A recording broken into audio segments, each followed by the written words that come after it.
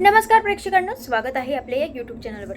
तर आता इकडे सावीसोबत आता इकडे धैर्य मैत्री करणारच. म्हणजेच आपण कालच्या भागामध्ये बघितलेलं होतं की कशा प्रकारे इकडे धैर्य जो असतो तो जोकरच्या रूपात आलेला आहे, तो म्हणजे सावीसोबत मैत्री करण्यासाठी. आणि आता इकडे तो छानपैकी तिच्यासोबत खेळतो. सावीसुद्धा खूप खुश असते हे सगळं बघून. पण आता एकदम तो जेव्हा फ्रेंडशिपसाठी हात समोर करतो, एकदम त्याचं जे जोकरचं नाक असतं ते खाली पडतं आणि एकदम सावीला दिसतं. आता हे बघितल्याबरोबर एकदम ती त्याच्याकडे टकलावून बघत असते. तिला फार भीती वाटत असते कारण समोर धैर्य आहे म्हणून. आणि आता इकडे ती कसं बसं तोंड करत असते, एकदम रडकुंडी आली असते. इकडे धैर्याला हीच भीती वाटत असते की आता इकडे सावी त्याच्यापासून दूर जाणार की काय. आणि नेमकं तसंच होतं. आता इकडे धैर्य तर चाला जातो. सावीने एक पेंटिंग केलेलं असतं, त्या छोटीशी मुलगी काढलेली असते. आता इकडे त्यात ती बघून ती बोलत असते, माहितीये का, आता ना एक माणूस आला होता आणि तोच होता माणूस. तो ना सारखा सारखा माझ्यापाशी भेटायला येतो, सारखा सारखा बोलतो, पण ना मला त्याची खूप भीती वाटते बघ. आता अशी ती बडबड करत असते. आणि आता इकडे ती हेही बोलत असते की मला ना त्याची खूप भीती वाटते आणि तरीसुद्धा तो माझ्याजवळ येतो. आता हे सगळं काही धैर्य ऐकतच असतो. तितक्यात आता इकडे धैर्य एक टेडी बिअर असतो, तो आता इकडे हातात घालून आलेला असतो. तो म्हणजे आता इकडे सावी तर टेन्शनमध्ये असते. आता इकडे तो बोलतो, हे फ्रेंड, आणि एकदम तिला काहीतरी वेगळा आवाज येतो. तिला समजत नसतं कुठून येते नेमकं. आता इकडे त्यावर तो बोलतो की हे इकडे इकडे मागे मागे बघ माझ्याकडे.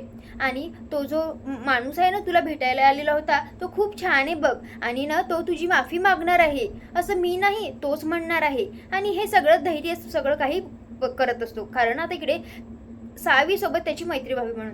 आता इकडे ती त्या भावल्याला बघून आता इकडे थोडी भीत असते. आता हे पाहून इकडे तो बोलतो, अगं तिकडे काय करतेस तू, ये ये इकडे, ये इकडे. आणि माहितीये का चिमणाबाई, मला चांगलंच माहिती आहे तुला त्या माणसाची भीती वाटते, पण तो माणूस ना खूप छान आहे बघ. तो ना माझा फ्रेंड आहे, तुझा सुद्धा होणार, तू त्याच्याशी फ्रेंडशिप करशील. आणि आता इकडे ती बघतच असते, तिला समजत नसते.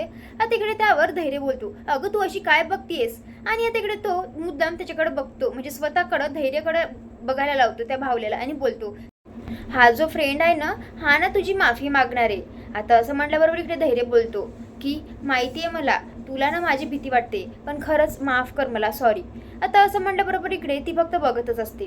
आता इकडे त्यावर तो ससूल्या बोलतो, तुला माहिती आहे का चिमणाबाई, आपल्या ना या फ्रेंडकडे खूप सारे खेळणी आहेत, तिथे ना मी रोजच जात असतो, तू चलशील माझ्यासोबत खेळायला. आता इकडे त्यावर धैर्य बोलतो, हो ना माझ्याकडे ना खूप सारे खेळणी आहेत, असे ढीगभर आहेत, पण ना तिथे खेळायला कोणीच नाहीये, तू चलशील माझ्या घरी माझ्यासोबत, बनशील माझी फ्रेंड. आता असं म्हटल्याबरोबर इकडे ती विचारच करत असते. त्यावर तो ससूल्या बोलतो, अगं तू काय एवढे विचार करतेस, अगं खरंच तो खूप छान आहे, त्याच्याकडे खूप सारी खेळणी आहे, चल ना तू माझ्यासोबत. आता असं म्हटल्याबरोबर इकडे तो म्हणजेच इकडे धैर्य बोलतो, हो हो चल ना तू माझ्यासोबत, हा ससूला माझी तर रोजच राहतो माझ्यासोबत. आता इकडे ती होकार देते. आता इकडे धैर्य जो असतो इकडे डॉक्टरांकडे धावत जातो आणि बोलतो की डॉक्टर, सावी ना माझ्यासोबत घरी यायला रेडी झाली आहे. आता असं म्हटल्याबरोबर तिथे नर्ससुद्धा येते. इकडे त्यावर डॉक्टर बोलतात, नर्स हे जे बोलत आहेत ते बरोबर आहे का. आता इकडे त्यावरती बोलते, हो सर, सावी मॅडम स्वतःच इकडे धैर्य सरांसोबत जायला रेडी झाल्यात. असं म्हटल्याबरोबर इकडे डॉक्टर बोलतात की बरं ठीक आहे, डिस्चार्जचे पेपर रेडी करा. इकडे नर्स डिस्चार्जचे पेपर तयार करायला जाते. आता इकडे त्यावर डॉक्टर बोलतात की धैर्य सर, मी तुम्हाला एक गोष्ट सांगतोय, तुम्ही एवढ्या उत्साहाने तुम्ही त्यांना घरी तर नेत आहेत, पण तुम्हाला जरी त्या वरून चांगल्या दिसत असेल तरी आतमधून त्या खूप म्हणजेच क्रिटिकल कंडिशनमध्ये आहे. हे बघा, तुम्ही ना घरी गेल्यावर असं त्यांच्यासमोर काहीच आणू नका. म्हणजेच खास करून नातेवाईक जे असतात त्यांना जुन्या आठवणी दाखवतात म्हणून, म्हणजेच त्यांची मेमरी येण्यासाठी. पण या सगळ्यामुळे त्यांना पॅनिक अटॅकही होऊ शकतो, ब्रेन स्ट्रोकही होऊ शकतं. म्हणून मी आधीच सांगतोय की असं काहीही करू नका आणि तुम्हाला त्यांची खूप काळजी घ्यावी लागणार आहे. इथे कसं डॉक्टर नर्स सगळे त्यांच्यासोबत असतात, म्हणजे असं काही झालं की त्यांच्यावर एकदम लगेचच ट्रीटमेंट होते, पण घरी गेल्यावर तुम्ही या सगळ्याची खूप काळजी घ्यायला हवी. आता असं म्हटल्याबरोबर इकडे धैर्य बोलतो की हो डॉक्टर, तुम्ही काही काळजी करू नका. आता इकडे त्यावर डॉक्टर बोलतात, कारण ना पेशंट या सगळ्यांमध्ये ना कोमातही जाऊ शकतात आणि म्हणून त्यांची नाजूक हालत आहे. आता इकडे त्यावर धैर्य बोलतो की हो डॉक्टर, थँक्यू, तुम्ही म्हणजे तुम्ही जी काही पण काळजी तुम्ही सांगितलेली आहे आम्ही ती घेऊ. आता असं म्हटल्याबरोबर इकडे धैर्य खूप खुश असतो. आता इकडे तो लगेचच दामिनीला फोन लावतो. इकडे दामिनीला वाटतं की धैर्यचा फोन आलेला आहे ते म्हणजेच की इकडे सावी काही त्याच्यासोबत यायला रेडी होत नाहीये म्हणूनच. आणि म्हणून आता इकडे ती विचार करते की बिचारा माझं धैर्य तिथे रडत बसलेला असेल, पण मी त्याला आता व्यवस्थित समजावून सांगेल. आणि आता असाच ती विचार करत असते, खूप खुश असते, कारण आता इकडे सावी काही त्याच्यासोबत यायला रेडीच नसते झालेली असं तिला वाटत असतं. आता इकडे ती लगेचच बोलते, हा बोल धैर्य, काय झालंय, सावी वगैरे बरोबर आहे ना, आणि ती येते का आपल्या घरी. आता असं म्हटल्याबरोबर इकडे तो बोलतो, हो आई हो, तू ना म्हणजे आता इकडे सावीच्या येण्याचीच तयारी कर. आणि मी काय म्हणतोय, डॉक्टरांनी आपल्याला तिची खूप काळजी घ्यायला लावलेली आहे, म्हणजे जुन्या आठवणी वगैरे जे काही पण आहे ना त्या सगळ्या आत्ताच दाखवायच्या नाहीये. आता असं म्हटल्याबरोबर इकडे ती बोलते, हो का, पण तुझ्या रूम्समध्ये तर खूप सारे आहेत, काय करायचं त्याचं. आता इकडे त्यावर तो बोलतो, म्हणूनच तर मी तुला फोन केला ना आई, हे बघ तू काय कर ना, ज्या काही पण आमच्या आठवणी आहेत त्या सगळ्या काही तिथून म्हणजेच काढून टाक आणि अशा ठिकाणी ठेव की तिथे सावी जाऊ शकणार नाही. आणि आता इकडे तो सगळं काही काळजी करायला लावतो. आणि इतकंच नाही तर आता तो हेही सांगतो की आम्ही लवकरच येऊ आणि सगळं काही तुम्ही रेडी करून ठेवा. आता इकडे त्यावर दामिनी बोलते, आता मी आता अशी काही तयारी करेल ना की तिला बघितल्याबरोबरच तिला चांगलाच अटॅक बसेल आणि ती कोमातच जाईल. आणि म्हणून तिकडे ती अवंतीकडे येते. आता इकडे ती बोलते, अगं अवंती, आपली ना सावी येते घरी आणि म्हणूनच ना धैर्याने तुझ्याकडे निरोप दिलाय, सांगितलाय की जे काही पण त्यांच्या आठवणी आहे ना म्हणजेच त्या सगळ्या काही तू वर काढून ठेव, जेणेकरून सावीला ते बघितल्याबरोबर आठवलं पाहिजे. आणि आता इकडे त्यावरती बोलते, आणि मी काय म्हणते आई, म्हणजे सावी येणार आहे तर तिच्या आवडीच्या फुलाचे वगैरे डेकोरेशन करू का. आता इकडे त्यावर दामिनी बोलते, ते तरी राहू दे, पण ज्या त्यांच्या एकदम आठवणी आणि जुन्या त्या सगळ्या काही काढून ठेव, म्हणजे तिने बघितल्याबरोबर तिला काही ना काही आठवलंच पाहिजे. आता हे सगळं ती मुद्दाम उलट सांगते, कारण हे सगळं आलं तरी तिच्यावरच येईल म्हणून.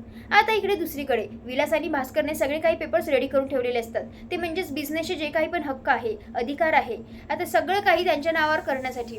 आता इकडे हे बघून ना तिकडे ते खूपच खुश असतात, कारण ते या संधीचा खूप मोठा म्हणजेच खूप दिवसाची वाट बघत होते आणि ती संधी अखेर त्यांना मिळालेलीच असते. आता इकडे सावी जी असते आता इकडे त्या ससुल्यासोबत खेळत बसलेली असते, म्हणजेच त्या भावल्यासोबत. आता इकडे त्यावर धैर्य बोलतो, चला चला चला, आठवायचं नाहीये का, आणि काय रे ससुल्या, तू सुद्धा खेळत बसलास, चला ना, घरी खूप मोठे खेळणे आहेत, आपल्याला त्यांच्यासोबत खेळायचं नाहीये का. आता इकडे त्यावर सावी बोलते, पण मी काय म्हणते, तिथे खरंच खूप मोठी खेळणी आहे का. आता इकडे त्यावर तो बोलतो, खूप म्हणजे खूप आभाळभर अशी खेळणी आहे, आता आपल्याला तिथे जाऊन खेळायचेच आहे. आता असं म्हटल्याबरोबर इकडे ती बोलते, हो का, मग तर तिथे मी गेल्यावर खूप खेळणार आहे आणि खूप मज्जा सुद्धा करणार आहे. आता हेच म्हणून इकडे धैर्य सुद्धा खुश होतो. आणि आता इकडे तो बोलतो, मी चिमणाबाई, मी काय म्हणते ना, मी त्या तुझ्या नर्सताई आहे ना त्यांना सांगते तुला रेडी करायला. आता इकडे ती लगेचच तिला रेडी करत असते. छानपैकी तिने सलवार घातलेला असतो, छान ती हातामध्ये छान कंगण वगैरे घालते, पायात तोरड्या घालते, टिकली लावते, छान पावडर वगैरे लावून तिला तयार करते. आता इकडे धैर्य वाटच बघत असतो आणि बाहेर आल्याबरोबर एकदम सावी समोर येते. आता इकडे तिला बघून त्याला खूप खुशी वाटत असते. आता इकडे ती म्हणजे सगळं धैर्य बोलतो, चला मग आता जायचं आपण. आता इकडे तिची नर्स असते, तिच्या डोळ्यामध्ये अश्रू येतात आणि आता एकदम सावी पलटते आणि बोलते, काय ग, तू का रडतीयेस. आता इकडे त्यावरती बोलते, काही नाही. आता इकडे त्यावरती बोलते, सांग ना, तू मला सांगणार नाहीस. आता इकडे त्यावरती बोलते, काही नाही, इतक्या दिवस तुझी सवय झाली होती ना, आता तू दूर जाणार, आता तू मला भेटणार नाही म्हणून मला रडू येत होतं. आता इकडे त्यावरती बोलते, पण असं का, मी तर तुला भेटायला येईन ना, मी या फ्रेंडकडे फक्त खेळायला चालली आहे, पण मी तुझ्याकडे भेटायला येईलच, आपण तेव्हा भेटू हां. आणि असं म्हणून ना आता इकडे धैर्य तिला न्यायला म्हणजेच नेतो. आता आपल्याला पुढील भागात पाहायला मिळणार आहे की आता इकडे धैर्य आणि सावीची आता इकडे यांचा गृहप्रवेश झालेला असतो. आता इकडे दामिनीला पाहिल्याबरोबर एकदम सावी जी असते एकदम धैर्याच्या मागे जाऊन लपते, कारण तिला फार भीती वाटत असते. आता हे पाहून इकडे दामिनी मनातल्या मनात विचार करते, खरंच हिला काही आठवत असेल का, की सगळं नाटक करत असेल मुद्दाम. इकडे धैर्य बोलतो, चिमणाबाई समोर ये, आणि तुला माहिती आहे हे कोण आहेत, ही ना माझी आई आहे. तर आता प्रेक्षकांना तुम्हाला काय वाटतंय, आता इकडे जे काही पण अवंतीच्या नावाखाली इकडे दामिनीने प्लॅन केलेला आहे, तो आता इकडे तिचा प्लॅन सक्सेसफुल होईल का, काय वाटतंय मला नक्की कमेंट करून कळवा. धन्यवाद.